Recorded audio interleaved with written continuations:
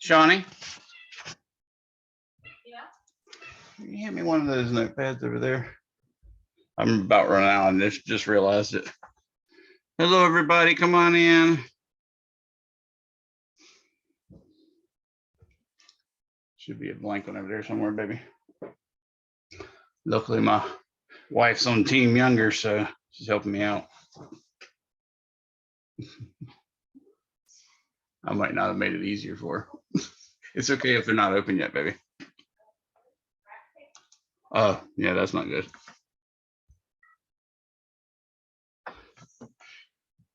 Waiting for some notepads because I'm down to like 2 sheets on the current notepad class. So, oh, wait a second. I just found one, Shawnee. Never mind.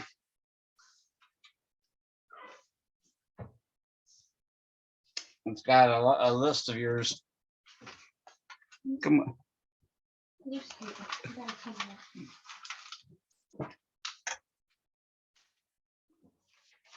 Got a couple lists of yours. Another list of yours. Son of a... Evidently, we need beets in our house. Lots of beets.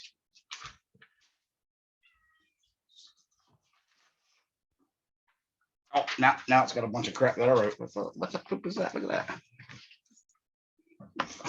I don't know. I can't use loose leaf paper to fan or blow it away. That's me being a crack. Yeah. Oh well. I can't always be awesome, everybody. Anybody have any questions before we get started? It's just past the actual class time, so oops, just bumped into my camera. No telling what that's going to make things look like. So last time we actually started off, and I'm going to, we started off in chapter 37, and I got into the early part of quantum theory, which was basically just 3 problems that appeared in the late 1800s, early 1900s, the first of which was solved in 1900 on the nose by Planck. And that was the ultraviolet catastrophe between the Rayleigh-Jeans formula and Wien formula, or Wien's plural formula, or actually possessive formula.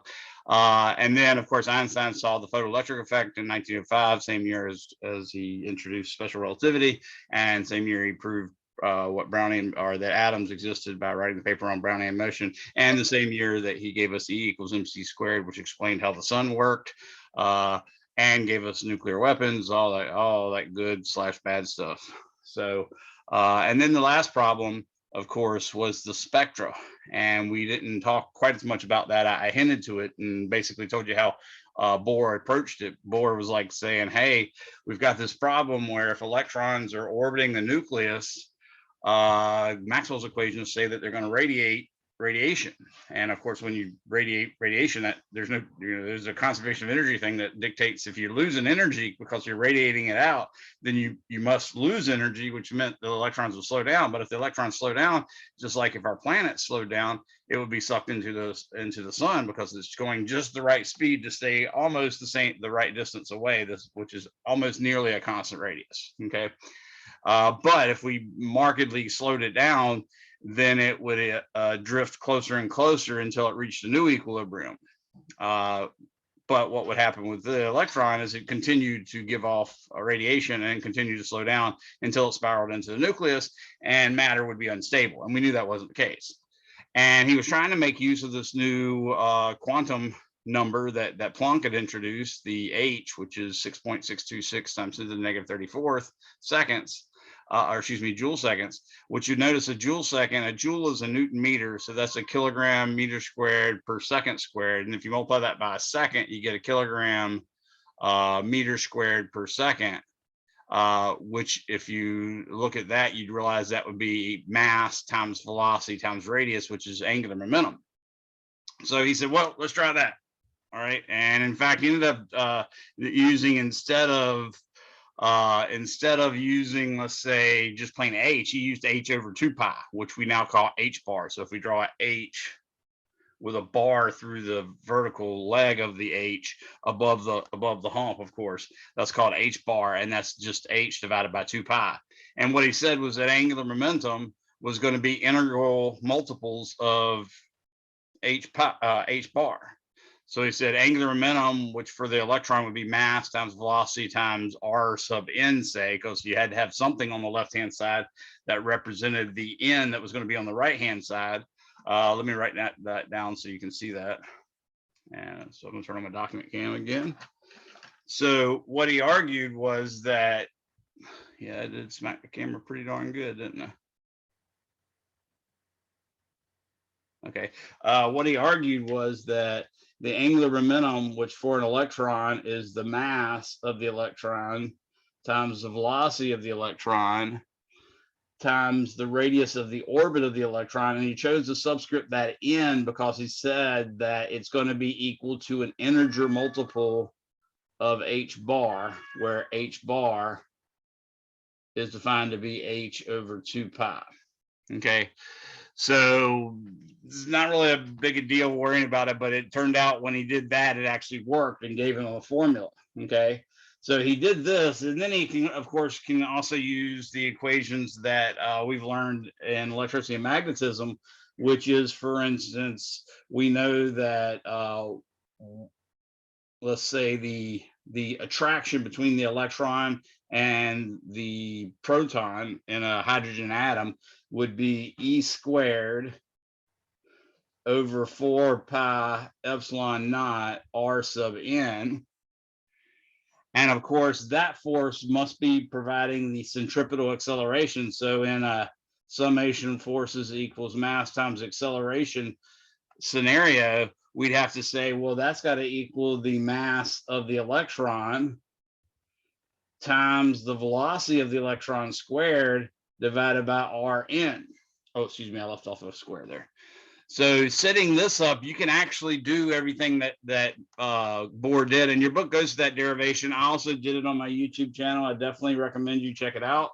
But at the end of all that, what we got was something that was super helpful, and in fact was able to explain the spectra of hydrogen. Now, Bohr did all this by assuming that the same formula would work for any number of protons. So instead of just saying E squared, because for the hydrogen you had one proton, which has the same positive charge as an electron, but positive, and then E, which has the same charge, of course, but negative for an electron. So that's why they were attractive.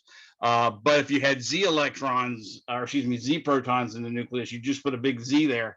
And he thought that was going to work out. It turned out it didn't. It was a horrible, misguided failure that was just, never going to pan out. But anyways, we'll see from this, he got some really great formulas. But the main thing was what we were seeing was what looked like parts of a rainbow. So remember the rainbow I told you that Planck was actually deriving the formula for, which was that intensity versus wavelength. And that was a spectra. That's what we call a spectra. And it would be very steep on one side. It would reach a peak, and then it would gradually fall off the other side. And that was what Planck was able to derive by assuming that E was just equal to N times H times F. In other words, the individual amounts of energy that a vibrating atom in the lattice, or a vibrating molecule in the lattice, could give off could only be 1 HF, 2 HF, 3 HF, ... Okay. That gave this, which is literally the visible spectrum is a small part of it. So that visible spectrum right there, say, would be the whole rainbow. But this is even bigger than that. This is the rainbow, including, say, the infrared and the ultraviolet and maybe even other parts. So when you're looking at these quote unquote spectra that Bohr was trying to address, that Balmer, and I was correct, by the way, Balmer was the mathematician at the all-girls school that had derived a formula for the lines that we now call the Balmer lines for hydrogen.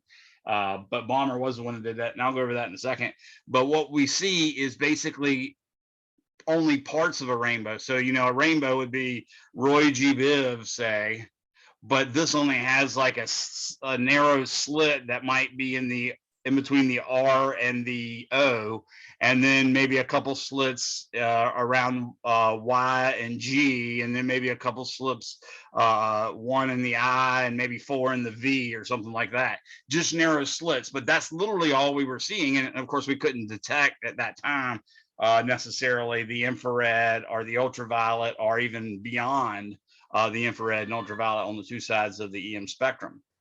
So with that in mind, we were looking for some way to define or figure out why exactly those specific colors, those particular parts of the rainbow existed and not the whole rainbow.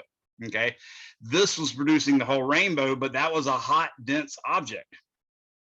However, when you take this radiation and run it into a cooler, lower density gas, it turns out that that cooler, lower density gas will steal the wavelengths that it can use, and you'd sort of get the inverse of the spectra that we saw in our textbook. You'd get basically a whole rainbow with just certain black lines in the middle of it. Okay, so that's if you looked, say, at let's say cigarette smoke in between you and a really hot horseshoe steak.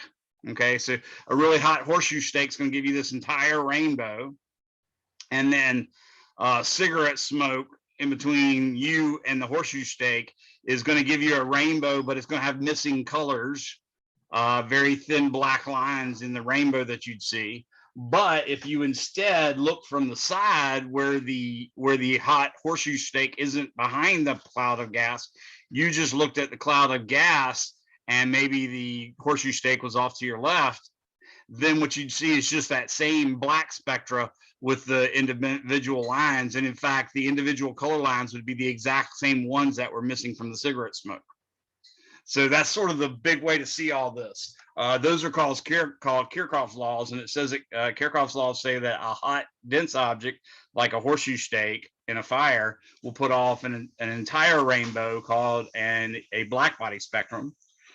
A cooler, lower density gas in between us and that hot, dense object will show what's called an absorption spectra, which is a whole rainbow except for certain colors that have been absorbed. And then if you just look at a excited gas without the hot, dense object in your line of sight, then you'll just see what we call the emission spectra, which is what Balmer and Lyman and Paschke and Rydberg and Bohr were addressing. Okay, so that's where all this is going. This is all really big, important stuff.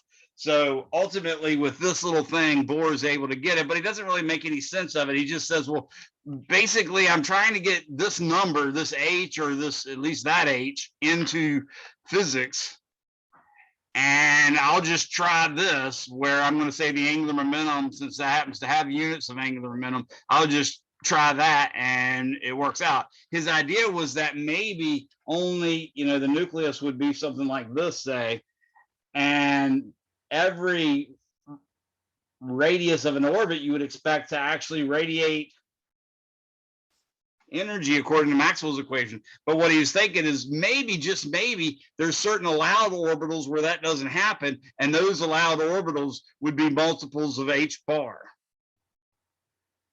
Again, it didn't necessarily make any sense to him why that would be the case, but he said, well, I don't know, but it seems to give us the right answer. And in fact, it gives us the right answer so in such a way that we can explain the Lyman series, which is in the infrared. It can explain the Balmer series, which is in the visible and the infrared. And it can explain the Paschke series,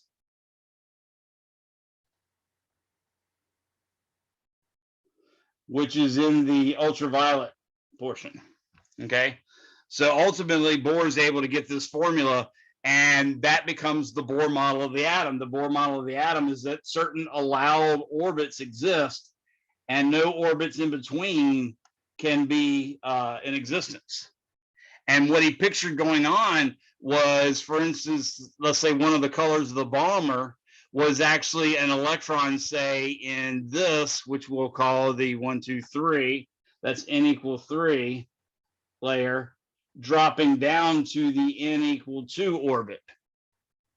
Since the electron dropped down, just like you dropping from, let's say, the top of a bleacher, you're losing potential energy, and you're now at a lower energy when you hit the ground, energy is going to be conserved. So to get rid of that lost energy, a photon will be created, and that photon will have an energy equal to h times f,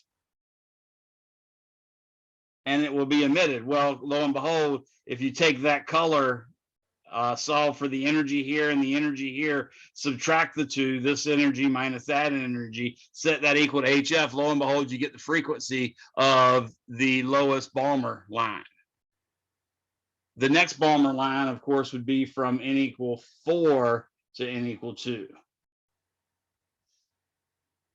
So that's n equal 4 right there, and then n equal 5. That turns out to be what the Balmer series is the electrons land on n equals 2. The Paschke series, they land on n equals 3, and the Lyman series, they land on n equals 1. So all that's all explained with Bohr's model of the atom. And that really is the trick of Bohr's model of the atom, is that the atom has certain allowed orbitals for the electron, and only those are allowed, nothing in between.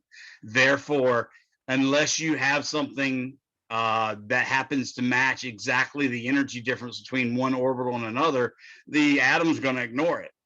But if a photon comes by that does happen to have an energy that matches a difference, say between n equal 1 and n equal 5, or n equal 5 and n equal 4, or anything like that, then that photon will instantaneously be absorbed, in other words, disappear, and off will be basically up will jump an electron from n equal 4 to n equal 5.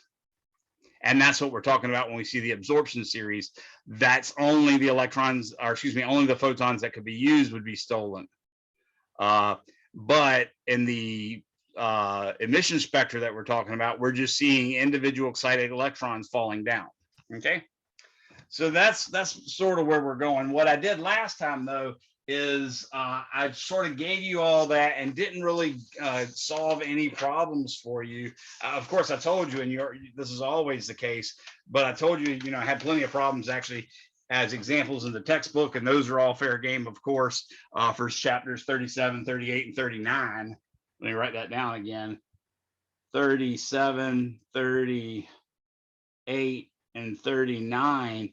All those chapter questions, examples are fair game. And of course, you should see those other ones, but they're pretty straightforward. They're applying pretty simple formulas. So let me start by giving you example 1. So like I said, last time I didn't get to solve many problems for you. So this one is, at what temperature would a hot piece of metal become visible? So at what temperature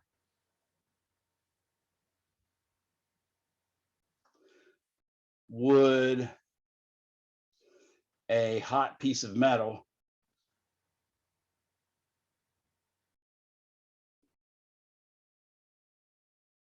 become visible? Now your book says about 1,000 Kelvin, and it's actually right, because remember, all these hot things are going to emit a range, but what I'm going to do is assume that I'm going to get this peak to be right at visible. So that's the way I'm going to solve it. Now what we're using here is, because I've chosen to use Wien's law,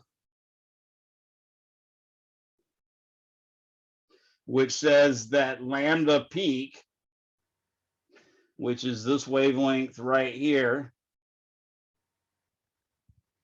times T is equal to 2.90 times 10 to the negative third meters times Kelvin.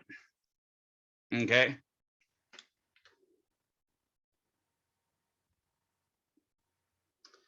So it turns out the visible spectrum runs from about, let's say, 380 nanometers for those of you young people, y'all might actually get to 380 nanometers up to 750 nanometers. As we get older, our vision gets a little more limited.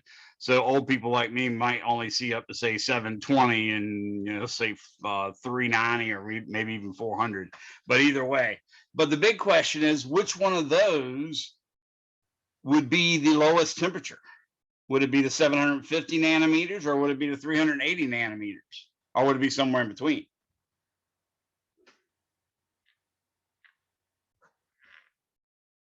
Anyone?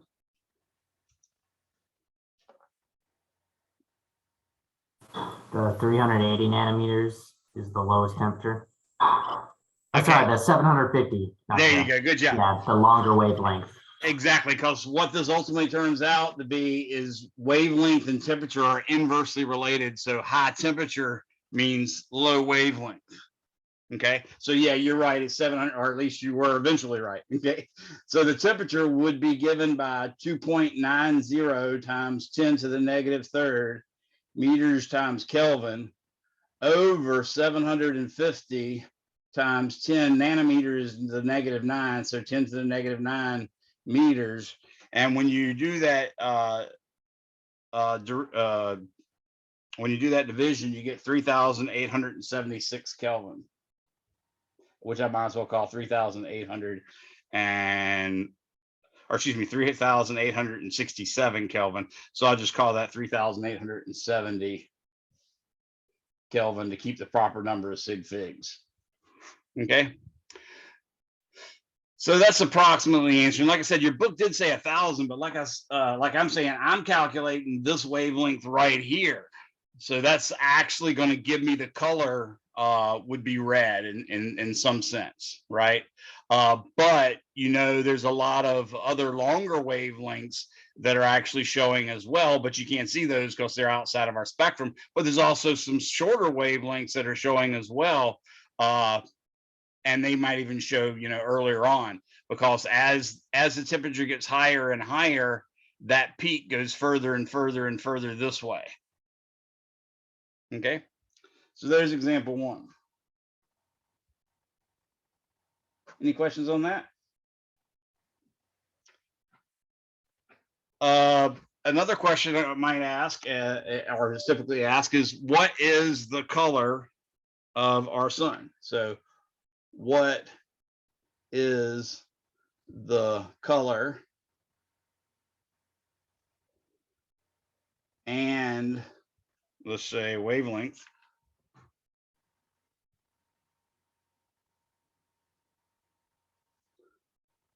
of the light emitted? Hey guys, might have put too many M's or T's or something in there. By our sun's 5,778 Kelvin surface.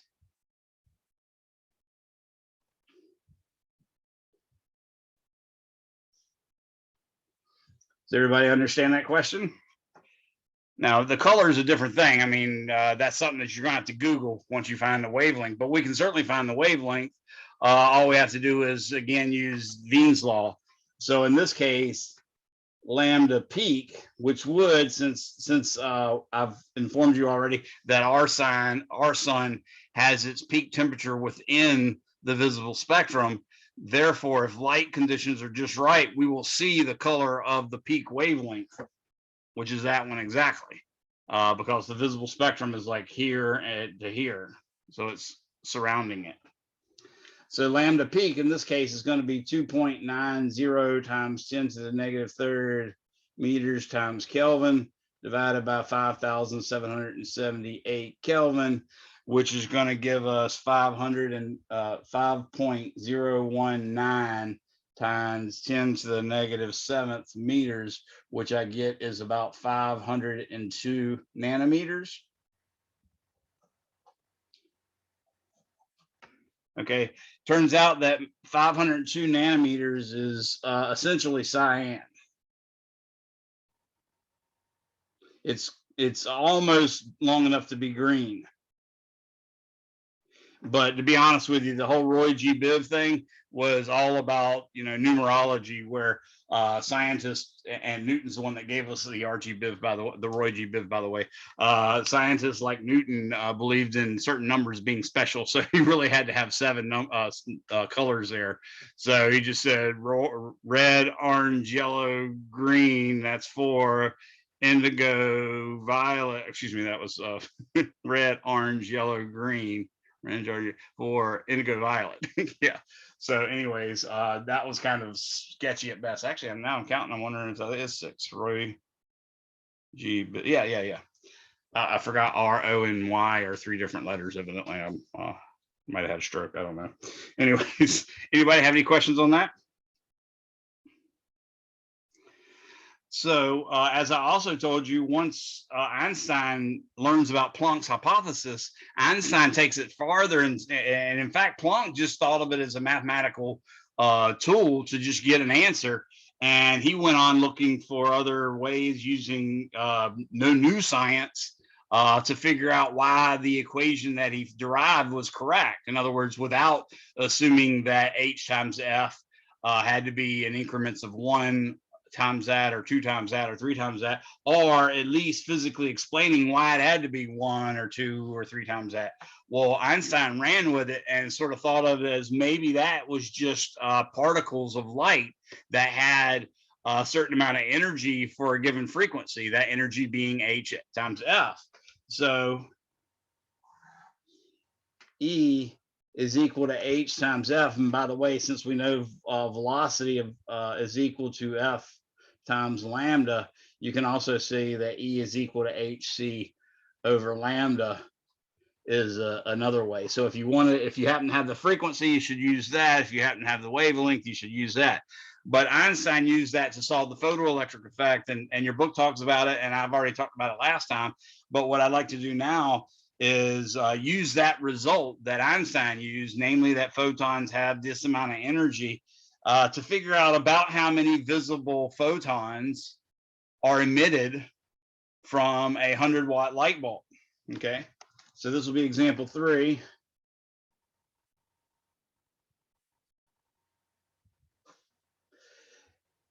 A 100-watt light bulb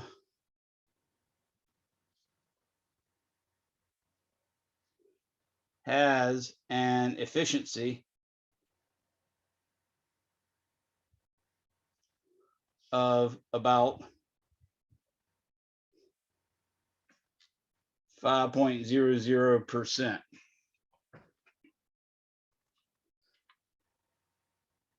About how many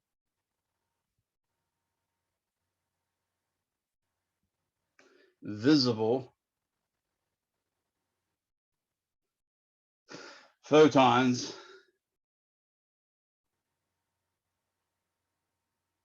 are emitted. Oops. There I go with that word again.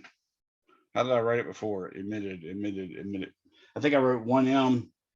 Anybody want to correct me on my spelling? I'd be greatly appreciative, because it's been so long since I typed without a spell checker. I could be making mistakes. Are emitted per second. It was that. It's 1M.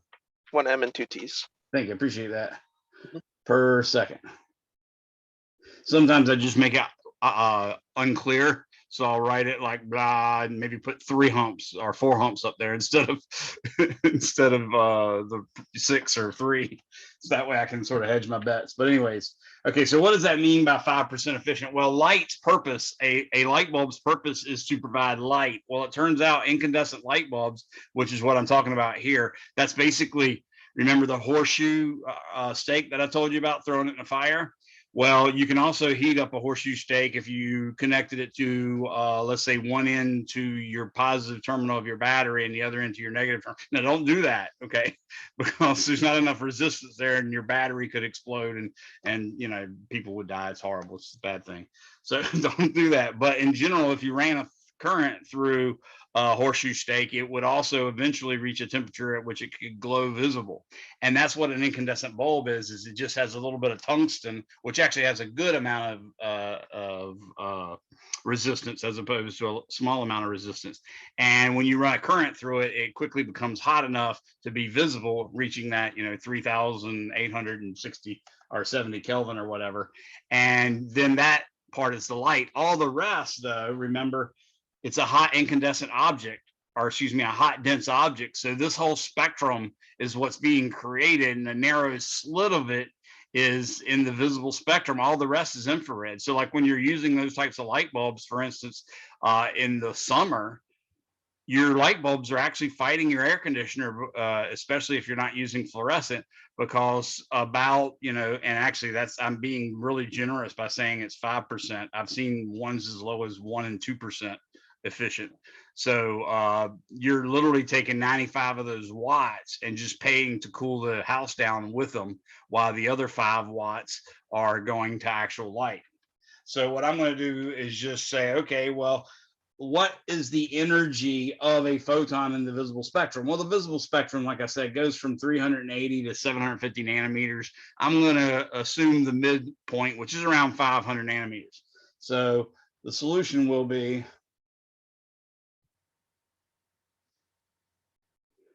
I'm going to assume is on the order of, lambda's on the order of 500 nanometers. Then what you get is that the energy of a 500 nanometer electron is equal to 6.626 times 10 to the negative 34th joule seconds. Now, since we have the wavelength, this is a good time to use HC over lambda. So I'm going to say times 3.00 times 10 to the 8th meters per second over 500 times 10 to the negative 9 meters. And when I do that, I get about 3.97 times 10 to the negative 19th joules. Okay, so that's the energy per photon. Since this thing is only 5% efficient, I need to account for 5 joules every second. So if I divide this, or excuse me, if I divide 5 joules by this, then I'll get the number of photons per second. So the number N is going to equal the E visible divided by the energy for the photon. So that's 5.00 joules. And notice I split and called it joules because I'm going to put per second at the end of the actual calculation. So I'm going to do that divided by 3.97 times 10 to the negative 19th joules. And that gives me a total of about 1.26 times 10 to the 19th photons every second. And that's visible photons. Okay, in reality, if you wanted to figure out the total number of photons, remember it's going to come more or less from the whole spectrum. So you can just say, okay, well, all the different wavelengths are going to be responsible. Therefore, you should probably go ahead and assume all of them, maybe not equal to 500 hertz, but you can sort of multiply this by like 20, and that would give you a rough estimate of the total number of photons. When I did that, I got 2.5 times 10 to the 20th. So 2.5 times 10 to the 20th is a rough estimate of the total number. And that's, again, back of the envelope type calculation, not a true one. I'm sort of pretending that all of them have the same wavelength, even though I'm actually counting ones that are outside the visible spectrum on both sides. I would say on average, they probably have something like that, but that might not be that accurate. Okay, any questions on that?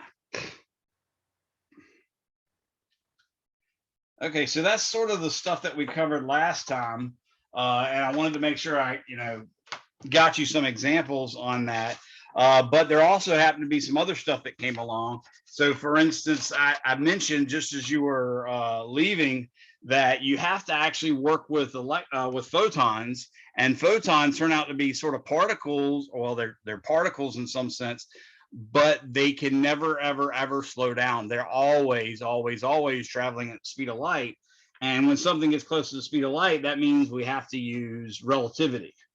And we found in relativity that the momentum in relativity is gamma times m times v, at least in one dimension. Well, that means it's m times v over the square root of 1 minus v over c squared. But since v is equal to c, that implies division by 0. That's a no-no, right? So we had to conclude that m must equal 0 as well for the photon. Actually, I shouldn't. This is that gamma we use for that particular symbol in relativity. That's also the symbol we use for a photon. So that's why that was unfortunate. So anyways, so the mass of the photon must be 0. So you might wonder, what exactly is the momentum of the photon? Well, according to relativity, we know that E squared is equal to P squared C squared plus M squared C to the 4th. So we might actually say, well, the momentum should be, since this is going to go to 0, we'd say the momentum should be equal to E over C. Well, E was equal to HF, so that'd be HF over C. Or you could say E was equal to HC over lambda and divide that by C, and you'd get H over lambda. And in fact, that's the way we normally use it. P is equal to H over lambda. And it turns out not only is that right, but that's right relativistically and non-relativistically. So for instance, if you're dealing with non-relativistic particles, you can actually use MV over here and that'll work fine. If you're using particles that are going on the order of 1% or more of the speed of light, or if you need really, really high precision, then you're going to have to use, the official P formula for something other than photon, that is. This is just for the photon, okay? So with that in mind, I'm going to turn to what de Broglie did. So a guy by the name of Louis de Broglie, and I have no idea if I'm pronouncing his name right, and you can probably be certain that I am not, just because I am not much of an aficionado when it comes to foreign languages.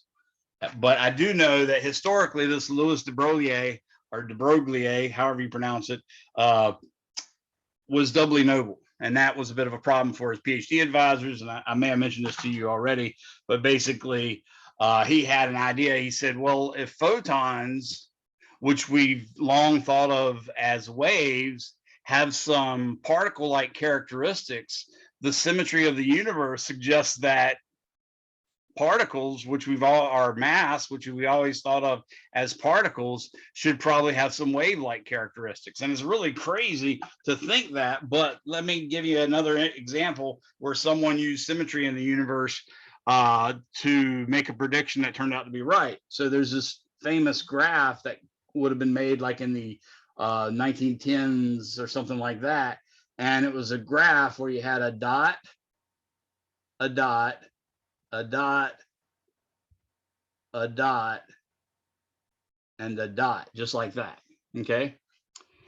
And two guys, Richard Feynman and Murray Gell-Mann, said there's no way in heck this is a graph of anything in nature, because clearly the proper graph, so let's put a little OCD in it, the proper graph would have a dot there. Because this is a 1, 2, 3, 4, 5, 6. This is a 6-sided object, and that other shape is just butt ugly, right? So there's no way that could be right. And in fact, from that graph, because it was a certain characteristic versus a certain characteristic, you could make certain predictions about what that particle would be if the symmetry was right. And lo and behold, they use that to predict the existence of a particle. And it turned out to be the omega minus particle, and Murray Gell-Mann won a Nobel Prize for it. Okay, So yes, when you hear things like Brian Greene's book called The Elegant Universe, and people saying, you know, physics is beautiful and symmetric and stuff like that, that's what they mean, is there's a high level of symmetry that we see in nature. And you know, God or the universe didn't owe us any of that crap. You know, he didn't owe us a universe that he or she or whatever did not owe us a universe that was even explainable. Yet we find not only is it explainable and understandable, but it's explainable and understandable in beautiful and symmetric ways. So de Broglie wrote his thesis based on this and gave some good data, but they didn't really want to give it to him. But at the same time, they didn't want to not give him his PhD, because if he didn't, they would, you know, tick off two nobility lines, and that might mean two sources of funding that they're not going to get. It just so happened Einstein had become famous around that time and goes traveling about and gets to this particular university, and they ask him to take a look at de Broglie's thesis, and he takes it home that night, reads it, comes back and says, this is something we've been needing for a long time. It's beautiful. So of course they immediately give him his PhD. But here's the cool thing about it. Because of Louis de Broglie, he's saying that matter, like an electron or a baseball or a softball, has a wavelength. And we didn't have the technology back then to actually see that. But here's the beauty of it. If you actually take, let's say that's the nucleus, and let's say this is the Bohr model of the atom again, right? And if you actually take and say this is R1, remember I said Rn for the nth orbital. If you actually take that, what actually happens is you would set the mass of the electron times the velocity of the electron times R sub 1 is equal to h over 2 pi. Okay, but check this out. 2 pi times R1, which is the distance around, is exactly equal to h over m times v, which equals h over p. So by de Broglie offering that, what he's saying is, oh, wow, this orbital is just a harmonic of vibration. Remember how we talked about waves on a string? You pluck a string, it'll vibrate back and forth between this one, between that and this, and that was called the fundamental frequency. But if you plug it a little harder, it'll go back and forth between that, and then back and forth between that, and so on and so forth. That's what this is showing. R1 was C equals 1 wavelength. R2 turned out to be 2 wavelengths. R3 turned out to be, or excuse me, 2 pi R2 and 2 pi R3 turned out to be 3 wavelengths, so on and so forth. So immediately Bohr's model of the atom made sense. So that's a really big deal. It's like, oh, okay, so it really is a standing wave. That was sort of not necessarily what Bohr was thinking. He was just thinking, well, I'm trying to get that H in there, and it turns out H has units of angular momentum. So maybe that particular orbital is allowed only if it's an integer multiple of H over 2 pi. And again, it didn't work unless the 2 pi was there. So he eventually got it to work by saying H over 2 pi, and now we see why, because H over 2 pi ends up giving you that the circumference 2 pi r around the orbital is exactly equal to the wavelength of the particular orbital electron. So R1 would be 1 wavelength, R2 would be 2 wavelengths, R3. This was just a half a wavelength, by the way. So you don't have that on this at all. We start here, and we don't have this one either. So this one's a no-no for atoms.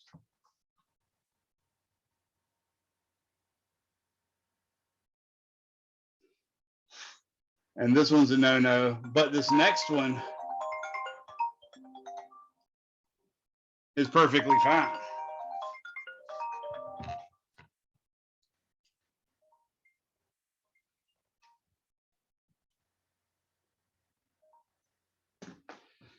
So the next one's perfectly fine. Again, that would be 2 wavelengths like that, and so on and so forth.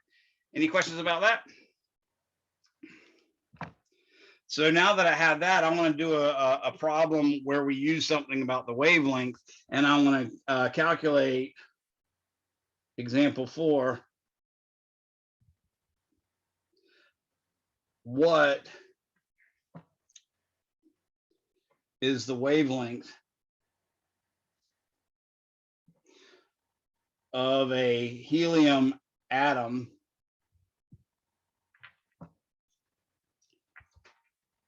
in a gas at 273 Kelvin?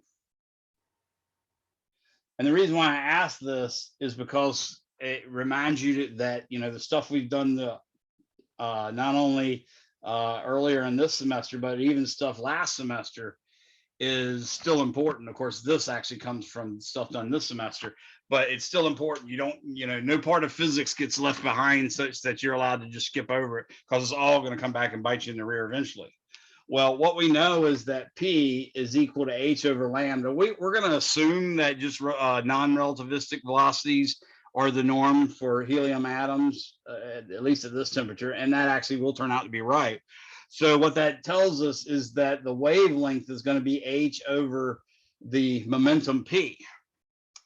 And since we're assuming it's non-relativistic, we know that kinetic energy, which I'll just call K, is equal to P squared over 2m, or you could also say that P is equal to the square root of 2m times K. Does that make sense to everyone? Well, we just happened to learn that the average kinetic energy for a monatomic ideal gas was in fact 3/2 kT. So we can say that lambda should equal H over 2 times m square root times 3/2 kT. And that actually works. Again, this is 6.626 times 10 to the negative 34th joule seconds. And then all this stuff is just a lot of work, but you can see the 2's canceling out down here.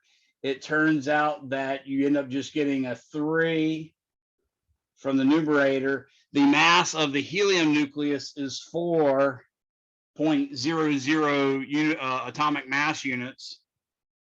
And of course, the atomic mass unit is 1.66. It's 1 over Avogadro's number. Then you got to convert it to kilograms instead of grams. So 1.66 times 10 to the negative 27th kilograms. And then times K, which is 1.3807 times 10 to the negative 23 joules per Kelvin. And then 273 Kelvin. So that's the whole kit and caboodle, if you will. I can't believe I just used the phrase kit and caboodle. I'm not even sure I know what that means. But anyways, when we do this calculation, I end up getting the denominator is about 7.5 times 10 to the negative 47th under the square root. When I take the square root and then divide 6.626 times 10 to the negative 34th by it, I get 7.65. times 10 to the negative 11th meters. So remember, the rule of thumb is you've got to have something comparable in size to the actual wavelength to get it to actually interfere with the wave nature of the helium atom. And that means you have to have something that's on the order of magnitude, say, smaller than an atom. So that's kind of a problem, because an atom's like 10 to the negative 10 meters across. This is 10 to the negative 11 meters. So yes, matter does have a wavelength, but it's not necessarily easy to deal with. So let's look at another example. Let's look at that one's already a bit of a problem. We actually have a technology. We can do that now. We could basically take a solid metal, say, and lower its temperature such that the distance between the atoms is quite a bit smaller, and we could possibly get some diffraction of the helium atom. But it turns out because normally P down here is like MV if you're slow enough, then the smaller the M is, the bigger the wavelength is. So it's kind of a pain to get this to act like a wave, but it's pretty easy if you have something that's, say, 1,000 times lighter, like the electron. So yes, we have found that electrons do in fact show wave properties, and you can look at Bragg's equation, BRAGG, and various other things in your textbook as well to find examples of that. So let's look at an example of a macroscopic thing, a small one be it, but still a macroscopic thing, and that's going to be a ladybug. So this is example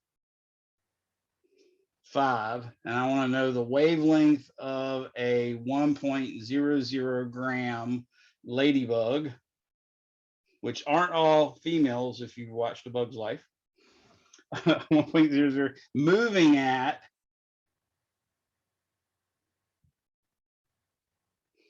1.00 millimeters per second. So I want to know that. Well, that's easy peasy. But you're going to be surprised at how bad it really is. So it turns out lambda is equal to h over m times v, which is 6.626 times 10 to the negative 34th joule seconds. The mass is 1.00 times 10 to the negative 3rd kilograms. And then the velocity is 1.00 times 10 to the negative 3rd meters per second, which basically just means 1 times 10 to the negative 6 in the bottom, which is 1 times 10 to the positive 6 in the top. So I get about 6.6 times 10 to the negative 28th meters is the wavelength. So if we're going to have a hard time getting a 10 to the negative 11th wavelength, you can imagine how hard it's going to be to get an actual wavelength that's 10 to the negative 28th. Your book does an example with a baseball, and I think it gets like a 10 to the negative 30th or something.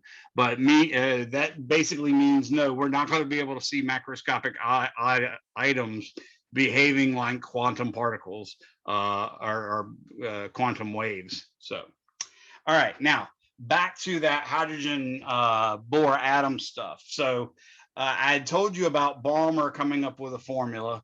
And I also told you about, there's a Lyman series and a Paschke series and a Balmer series and all that good stuff. Well, the Balmer formula that he came up with, so this is back to, and I'm going to say specifically hydrogen atoms. I leave the Z off in most of my derivations, but every now and then I'll throw them in on the actual end result so you can see what Bohr was trying to do. But Balmer had worked out a formula where basically he found the wavelengths that you would see for hydrogen were lambda given by, get this, he used a constant he called H. He wasn't trying to use Planck's constant. He just happened to call it H. So don't get those confused, but it's an entirely different constant.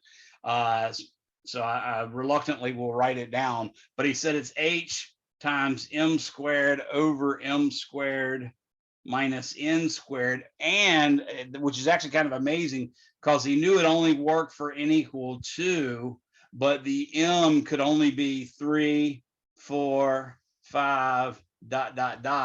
And of course the h was equal to 3.6456 times 10 to the negative 7 meters. You can see it's not even the same units as Bohr's constant. I mean Planck's constant. So it's an entirely different thing. But that's the formula Balmer actually came up with, and it actually does everything right. And you can play with it algebraically and get the actual formula that Rydberg was able to come up with, and then of course Bohr was able to actually derive from first principles. So here's the Rydberg formula. So the Rydberg formula turns out to be 1 over lambda. It turns out it's a lot easier to write in terms of 1 over lambda. He said 1 over lambda is equal to basically 4 over Balmer's formula, or excuse me, 4 over Balmer's constant. So 4 over h. Again, this is that h, not it's this H, not that, not Planck's H. He said it's 4 over H times 1 over N1 squared minus 1 over N2 squared, which actually became what we now call as the Rydberg formula. And that would be R sub H, again for hydrogen. So I'm going to separate this. And that's times 1 over N1 squared minus 1 over N2 squared. So that was the Rydberg formula. And you can see, of course, that the Rydberg constant is just 4 divided by the Balmer constant. So if you really wanted that, but I'm going to write it here anyways. The Rydberg constant R sub H is equal to 1.0974 times 10 to the 7th meters to the -1 power. Should have made that a little bigger. Okay, so that's the Rydberg formula, which is, you know, just to show you what Bohr came up with. So Bohr ended up coming up with this.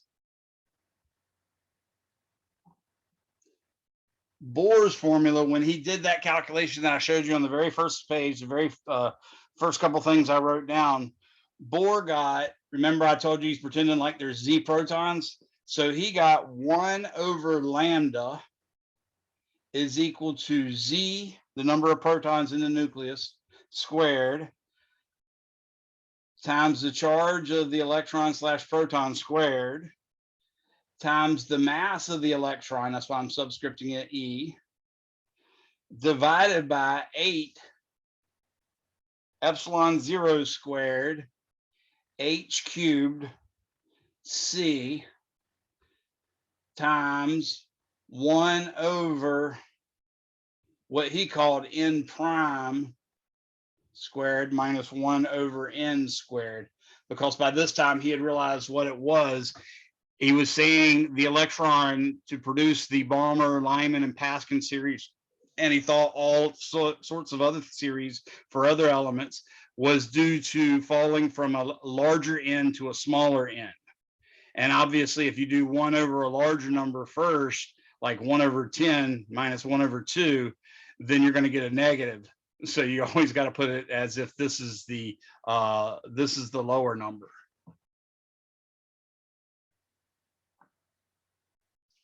Okay, in other words, like this would be the 2 and this would be the 10.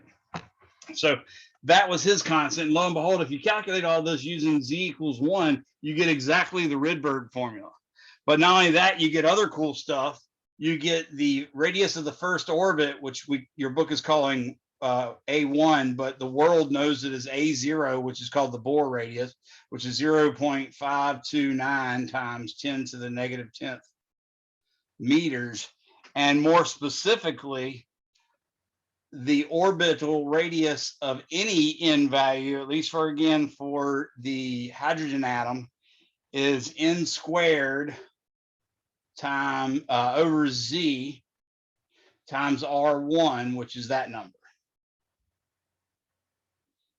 And the actual energy of a particular orbital, again, he's putting in this stupid Z, but Z squared E to the 4th M sub E over 8 epsilon squared. That's the epsilon 0 we know from electricity and magnetism, times H squared over N squared. That value, by the way, is -13.6 electron volts. This whole constant right here is -13.6 electron volts.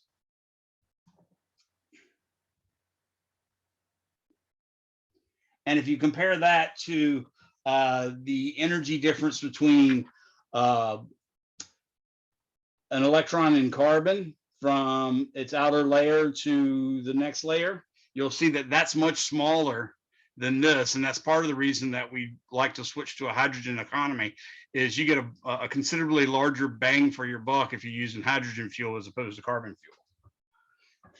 So because Bohr chose to do that, he got all these cool little results, and they all turned out to be right for the hydrogen atom. And then he tried to do the exact same thing for the helium atom, and it failed miserably. But as I said, he continued to escort quantum theory along, coming up with the principle of complementarity. And this is COMPLEMENTAR. So 2 words I want you to know: discrete. That means able to be divisible into individual parts. Whereas if you did EET, that would be like you trying to hide an affair. That's being discrete. Okay. Similarly, complementarity.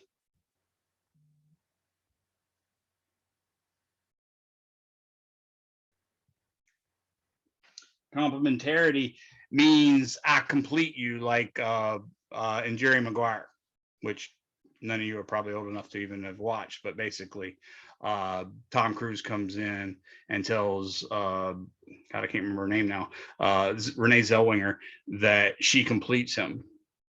And this is what we mean by complementarity, meaning the wave description of light is not sufficient, nor is the particle description of light sufficient. You have to have both of them. And even though that might seem contradictory in some cases, tough. The universe don't owe us a dang thing. So he came up with the principle of complementarity. Just says, hey, while we're trying to figure this crap out, we're going to have to accept this and live with it and see what rules come out. And maybe we'll figure out something bigger later that makes it make more sense. But right now we got nothing. Okay.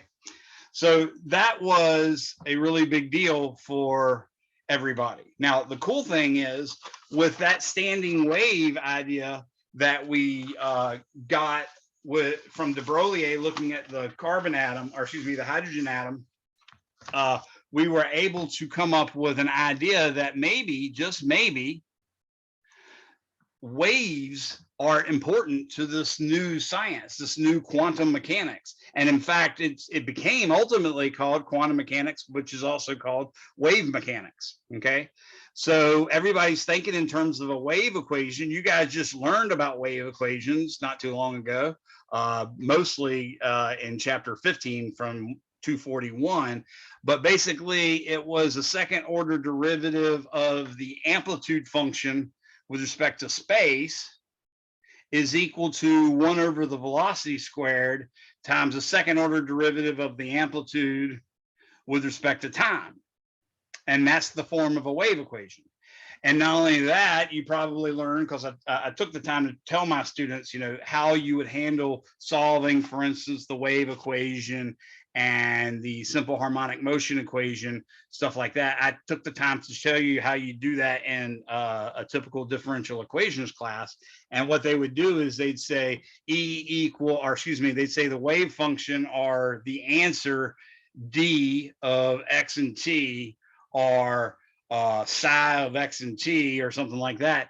They'd say it's equal to e times rho x if you're just doing x. If you're doing t, they'd have to include something else, and that's when we got into the wave equations. But e to the I to some power, because we knew that e to the I theta is cosine theta plus I sine theta. We could just throw away the I sine theta part and get the answer, and that all works. Okay, so that led Schrodinger to come up with a wave equation. And I don't necessarily know how, but a friend of mine, Mark Ruprecht, gave me this idea, and I think it might actually be the way Schrodinger came up with it. But basically, I know what happened historically is we came up with an equation that we thought was right, but it was weird for a couple reasons, and we didn't really know what the answer meant. In other words, literally, you could solve the equation and get an answer, but what the crap does that thing mean?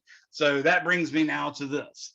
So what we learned in 241 about waves was that typically waves in some classes, your class may or may not have been one where I used just the sign or I used the E, but basically what you'd say is the displacement as a function of position and time would be equal to one version like your book did, which I thought was really boring, but anyways, was A times the sine of kx minus omega t plus phi.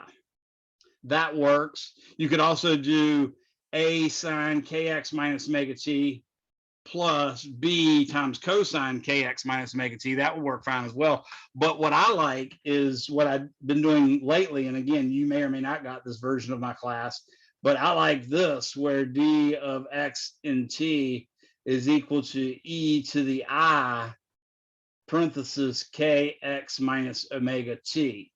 And that's for a right propagating wave. We could put a constant in front of it if you want to. Let's put an A there, say. We'll do that. So what I'm thinking is I would like to conserve energy. So what I know is energy is equal to kinetic energy plus potential energy, or K plus U, right? So first off, I'm going to try to think in terms of kinetic energy. I'm going to say, let's say our function that we're looking for in this special case is the function psi, and that's just because I know that it ultimately turns out to be psi. And in fact, they usually use the capital psi for the one that has the t in it, and they'll use the lower psi when it's just a function of x.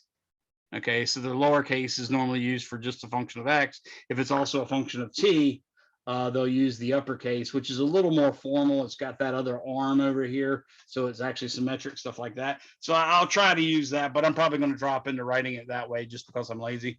So, so we're going to say psi of x and t is equal to some constant times e to the I times kx minus omega t. Now here's the weird part. What I remember is P is equal to h over lambda. And if I multiply and divide by h by 2 pi at the same time, I get h over 2 pi times 2 pi over lambda. See how the 2 pi's cancel out? Well, I know that happens to equal h bar, and I know 2 pi over lambda happens to equal k, the wave number that we learned again in chapter 15. Okay, so that's one thing that's kind of helpful. I could also realize that kinetic energy K is equal to P squared over 2m. Okay, so maybe that's equal to, h bar squared K squared over 2m or something like that. We'll see. That might come in handy later. And I also know that E is equal to h times f, but if I divide and multiply by 2 pi at the same time, I get h over 2 pi times 2 pi times f, which is h bar times omega. So this one right here, P equals h bar k, tells me that I could replace, for instance, K with P over h bar. And this one right here tells me that I could replace omega with E over h bar. And remember, I know wave equations are normally like the second derivative with respect to space equals 1 over the velocity squared times the second derivative with respect to time, right? That's normally what I'm used to. So why not calculate the derivatives of this wave function? So first off, I'm going to do the derivative of psi. Again, notice I told you I'd probably revert to using the lowercase. That's what I'm doing because I'm lazy. Okay, it's still a function of x and t. That's why I had to do the partial derivative. I take the partial derivative of that with respect to x, and I think you can see I'm going to get I times k times a e I times kx minus omega t. And then if I take the second derivative of psi with respect to x, then I get I squared k squared A times e to the I kx minus omega t. And this looks kind of odd. It looks like negative k squared psi, right? Now let's take the derivative of psi with respect to time and see what happens. Well, when I take the derivative with respect to time, we see that I get negative I omega.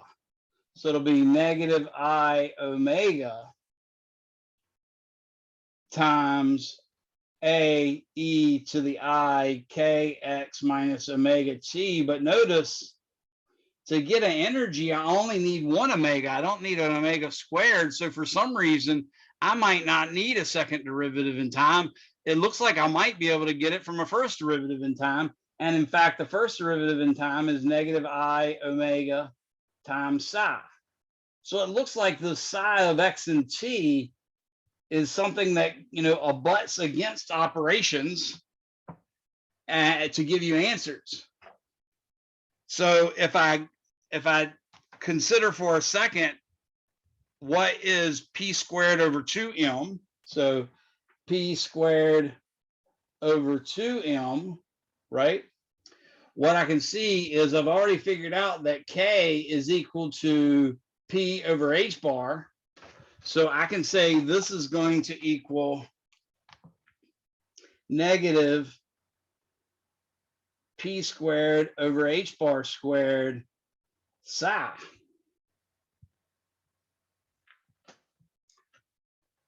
So p squared over 2m might actually become, if I wish to try to write it this way, it might become p squared psi is equal to negative h bar squared second derivative of psi with respect to x squared.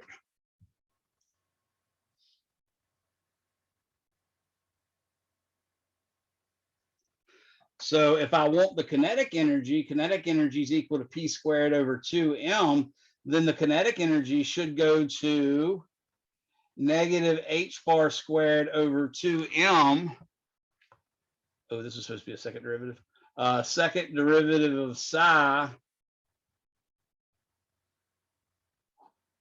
with respect to x squared. Remember, I want E is equal to K, at least for a free particle, or if it's not free, then it's plus U, the potential energy. Okay. So I now have the K part. What about the E part? Well, it looks like, using what we learned already, it looks like the partial of psi with respect to T was actually equal to negative I omega times a e to the I kx minus omega t, which is negative I omega times psi of x and t, which you could actually make partial psi with respect to t. We could actually make that equal to negative I e over h bar times sine.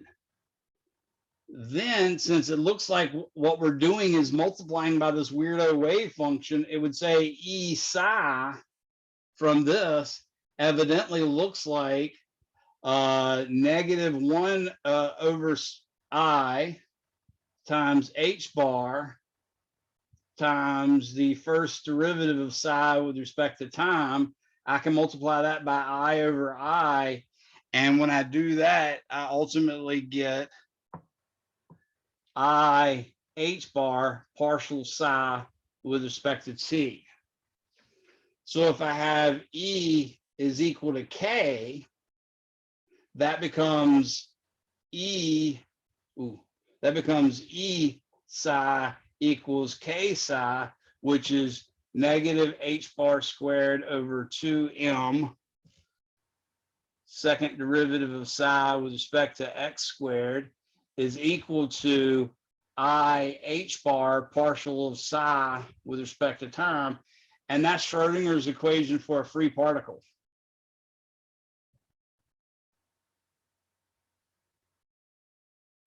Okay. But if you want to include a potential so that it's not free, I'm just going to put that U there and slap a psi next to it. And lo and behold, that's exactly the equation that Schrodinger gave us.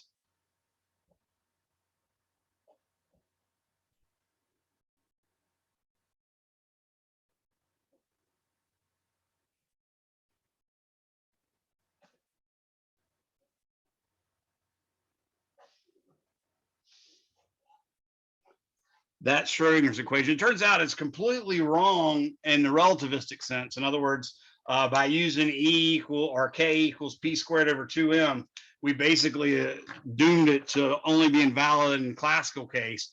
But Dirac, P-A-M, Dirac, comes along later and sort of goes through the same process, but using E squared is equal to P squared C squared plus M squared C to the fourth, and gets the Dirac equation. And that's friggin' amazing.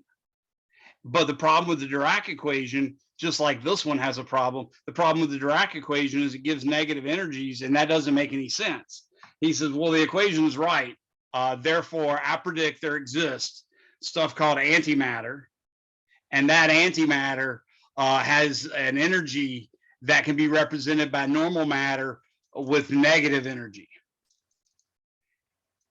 In other words, I don't care whether you think my equation is right or wrong, my equations are right. And lo and behold, guess what? He was right. And that was exactly what the negative energy was predicting, antimatter. This one had the problem that it had that guy in it. Everybody know what I is?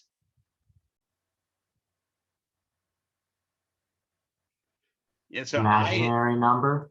Yeah, it's an imaginary number. You're not supposed to have psi, something that explains something physical, to be related to an imaginary number. So we had an equation that seemed to look right, but we didn't really know what the psi meant.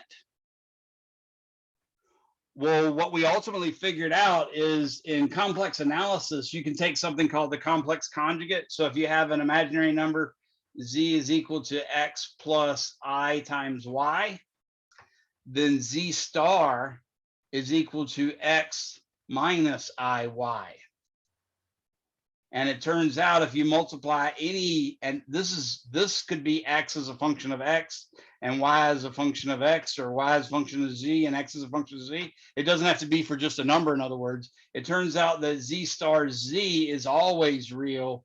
And of course you get x squared minus y squared. Okay. So it turns out that psi star psi is the probability density. So if you integrate it from negative infinity to positive infinity over volume, you better get 1. And what that does is allows us to do something called normalization, which means once you've done that, once you found a wave function, you can normalize it, and then you actually get probabilities. So what this is, this times this dV is the probability of finding the particle that this equation was written for. This is the probability, this times this is the probability of finding that particle somewhere within a volume V, and V plus whatever you called this dV was. Okay. If you wanted to find out, for instance, the average position, you'd say x bracket or x bar is equal to the integral of psi star x times psi dV again. I just said x because I'm dealing with one dimension, and in one dimension, this dV would just be dx.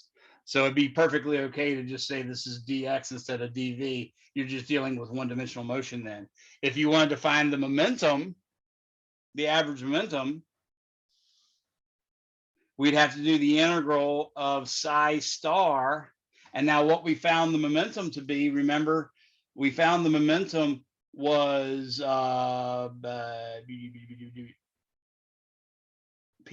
where's P is h bar over I partial with respect to x. So I'd actually have to put h bar over I partial with respect to x of psi dx, and integrate that from negative infinity, or actually from 0 to infinity, because that is a positive quantity, momentum is, right? So all these things are what's called operators, but this is actually it. This is the whole solution. Now your book takes the time to work out solutions for a finite well. The first one it does, of course, is a free particle. So I'm going to write these down for you since we only got 1 minute left. We got a free particle. You should see the examples on that. That's basically just sine of kx goes on forever. It has no, it's infinitely wide. Now in practice, you could make it smaller by adding a bunch of different wavelengths, but your book talks about that. Then you can talk about a particle in an infinite well. Well, that's actually a perfect model for the nucleus of an atom. And it even gave us the right order of magnitude for the energy we get from the nucleus when Enrico Fermi started to study it. Then we'll talk about in a finite well, and this is all one-dimensional, by the way. Okay. And then finally, we're going to talk about tunneling. Now, your exam is, let me pull out my calendar here. So you guys meet on Mondays and Wednesdays. So that means your last day is actually the Monday, May 2nd. So that means you have the 25th, the 27th, and the 2nd. That means our final exam for this class is going to be on the 27th. And I think I've already set up where your tests on chapters 37, 38, and 39 are all available to you already. So you can start taking the practice tests and all that good stuff and get that done. But your final is going to happen at this time period. You can start up to 45 minutes early, or you can finish up to 45 minutes late, but that's it. You've got to make sure you meet me during that time. If not, you've got to make special arrangements with me. So we will meet another time before then.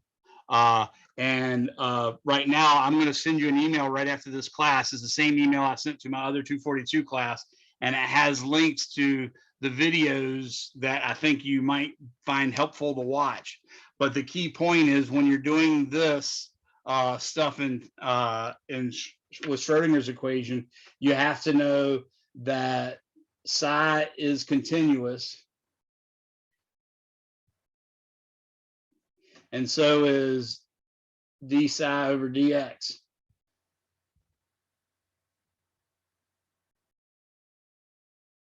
And then the integral of psi star psi dx from negative infinity to positive infinity, this is in one dimension, is equal to 1. That's another condition. So you'll see all that coming into play. You guys are free to go. I'm going to send you an email again. I'm going to send it through SIS, so it'll come to your TCC email, but I'm going to wait for the last person to leave in case anybody has any questions. Otherwise, you're free to go. Have a good weekend, Professor. You too.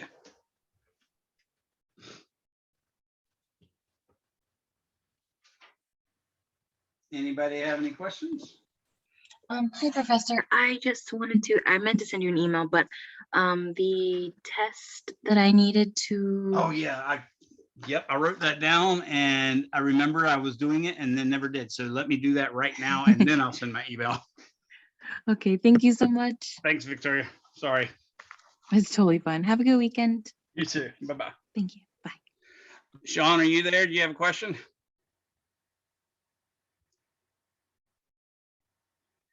All right. See you all later, folks.